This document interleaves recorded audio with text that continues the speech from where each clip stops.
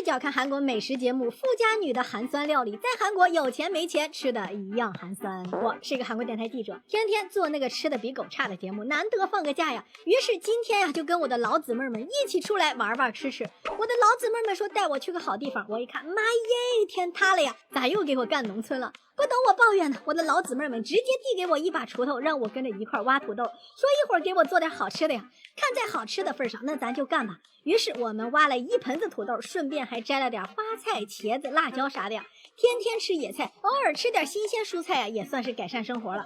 回来之后，他们俩就把土豆啥的给清洗了。我呢，则打打下手，把土豆磨成泥。也不知道我们这儿的人是牙不好还是胃不好呢，总喜欢吃点那糊糊弄弄的东西。我在这边磨泥，我的欧尼在那边切丝呀。在我们韩国，切丝不能用机器呀，不然直接住监狱。好容易我磨完了，这家伙又给我弄了一盆啊！我算是弄清了，这是把我当成苦劳力。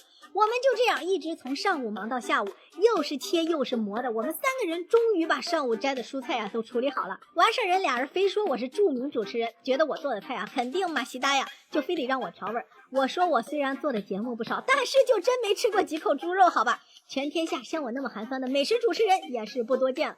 但是他们就觉得我就算没吃过猪肉，肯定也见过猪跑。没办法，我只能硬着头皮上了。于是学着以前节目里大婶们的做法呀，调起了韩式老方。随后我们支起了大锅开始做饭。这时候上午磨的土豆泥也沉淀好了，这边锅也烧好了，我们就开始做土豆饼了。把沉淀好的土豆泥直接放在锅上煎，什么调料也不用放呀，吃的就是个原汁原味。随后再把土豆丝儿放锅上，随便扒拉2下就行了。这不一下2个菜就有了。我呢，因为不会炒菜呀，所以就给大家做了个沙拉。茄子刚才我让欧尼给我煎了一下，完事直接放在蔬菜沙拉上，最后上面放上一点树莓、蓝莓，这道韩式沙拉就算是做好了。